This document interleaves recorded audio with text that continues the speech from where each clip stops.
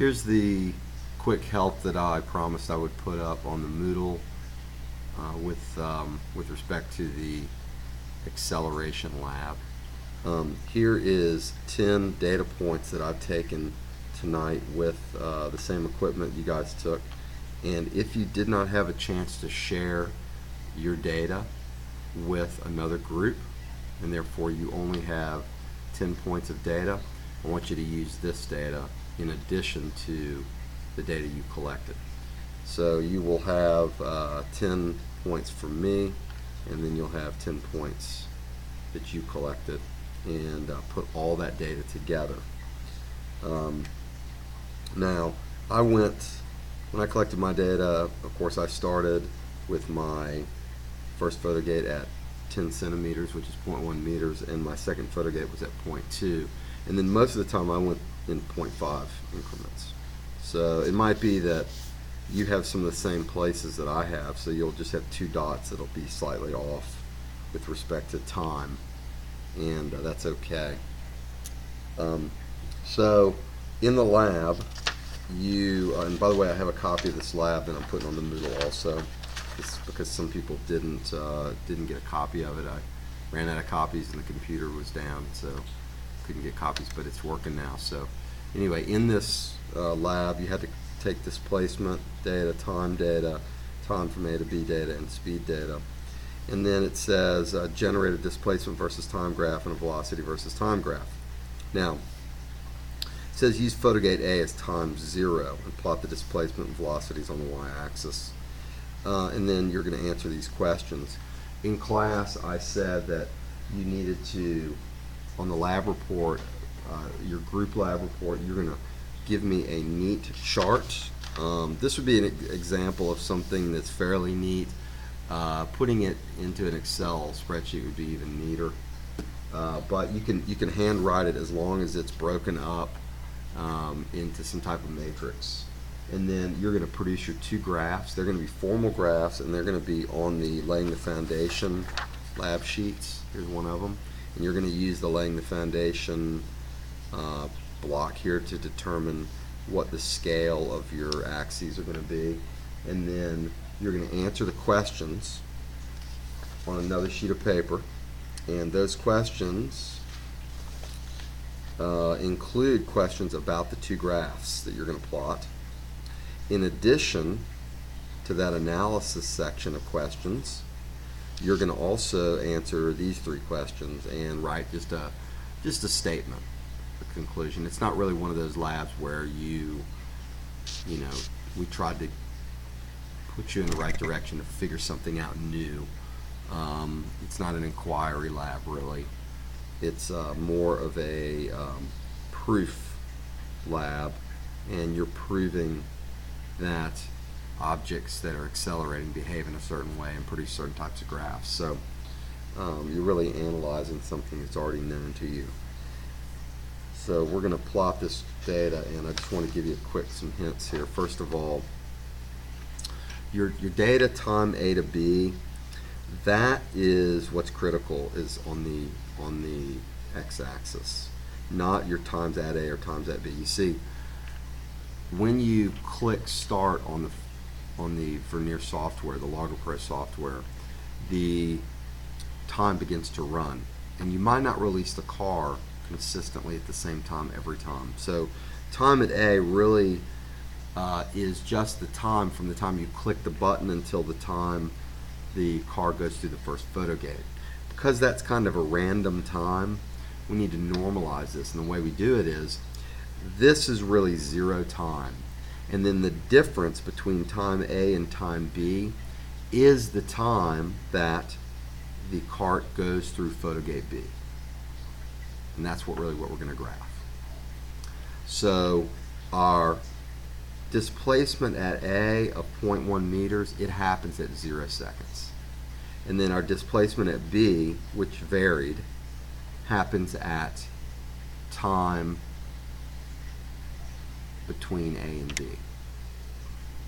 And in a sense, what we're doing is we're graphing the motion of the cart as if the cart only went down the ramp one time, and we had 10 different photo gates that were all on the ramp all at the same time. And that's how we're graphing the motion. Also remember that your time scale on your displacement versus time graph is equal to your time scale on your velocity versus time graph. That should help you out. Last but not least, on the displacement versus time graph, you're going to find that it is a parabola. So you're not going to find the slope, but you need to write that it's nonlinear on here. If you don't, you're going to get points taken off, because I don't know whether you didn't know or whether you just skipped it. So you need to write nonlinear here if you don't want points taken off. And then make sure you put your title, make sure you label your axes, and put your units. On your velocity versus time graph, you are going to find the slope, because that is going to be a linear relationship. And so you will find the slope. Remember, when you find the slope, don't take 2 of your data points to find the slope. Take 2 points that are on the trend. Okay, you need to draw a trend, and you need to use those data points. Now, getting back to this laying the foundation piece. Our x-axis is going to be our time, and 0 is going to be used on our time. Also, we're going to go ahead and on our y-axis, we're going to go ahead and plot 0 displacement.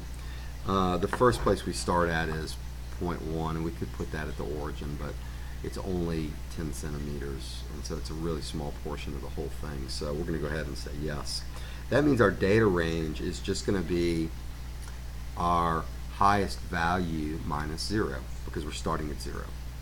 So for time, our highest value, TAB, is going to be 1.225 seconds.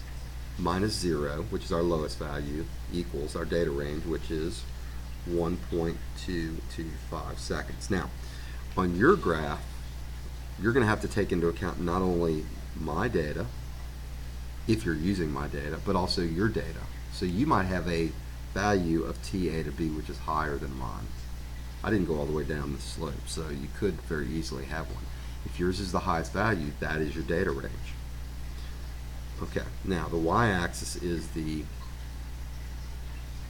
change in the displacement from the origin, which is 0, to the maximum value, and the maximum value from me is going to be right here, 0.7. So right here I'm going to put 0.70 meters. Again, you might have a bigger range. So remember, to find the idealized scaling factor, the ISF, you need to divide the data range by the number of grids.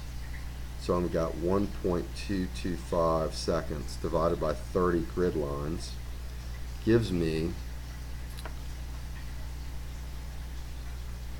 0.0408,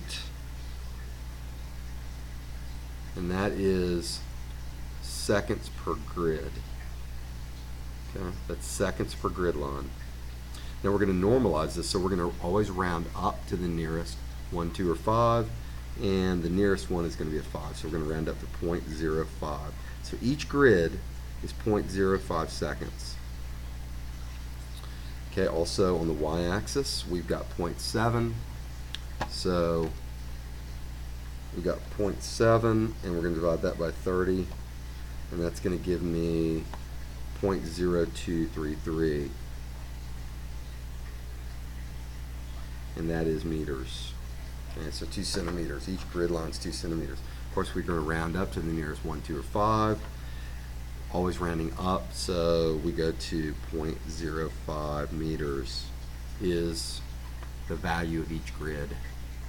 Okay, so that's good. Those are nice numbers, and we can just write that down. So I'm going to come down here to my origin.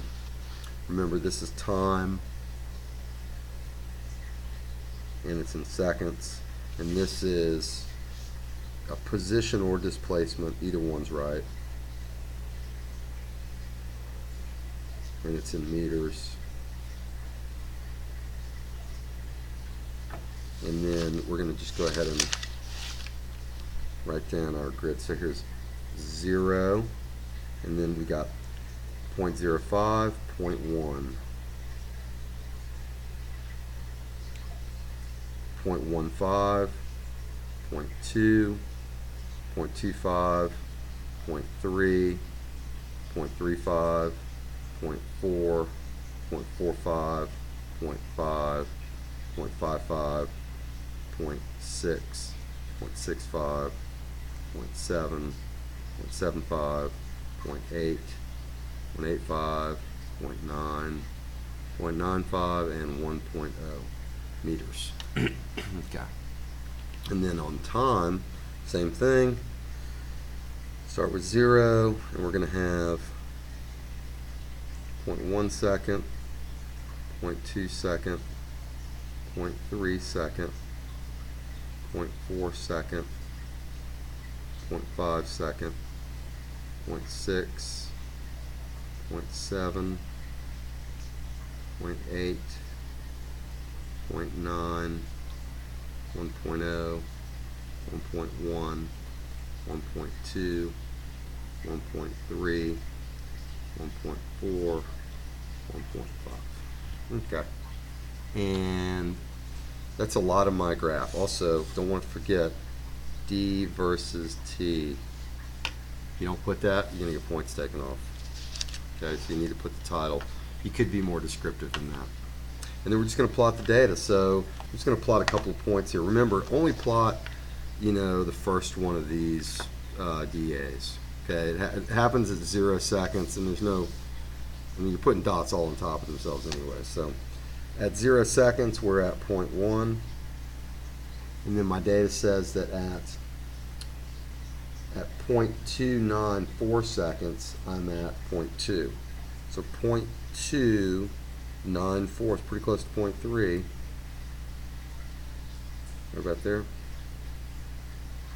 And then at 0.396, I'm at 0.25.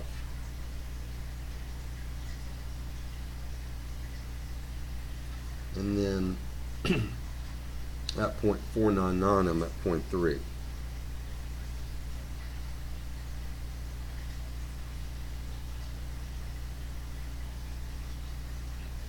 And at 0.6, I'm at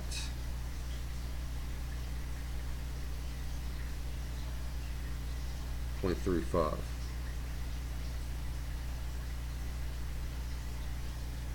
And at 0.7, I'm at 0.4.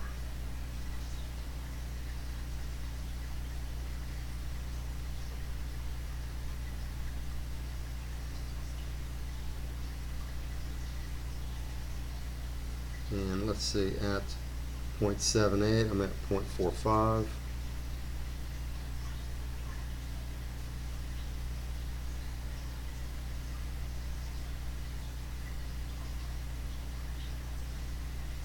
And at 0.87,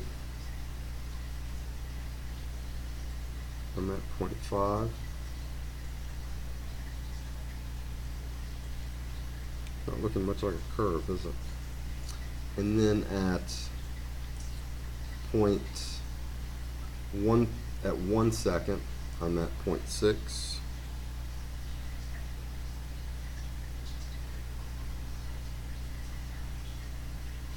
And at 1 point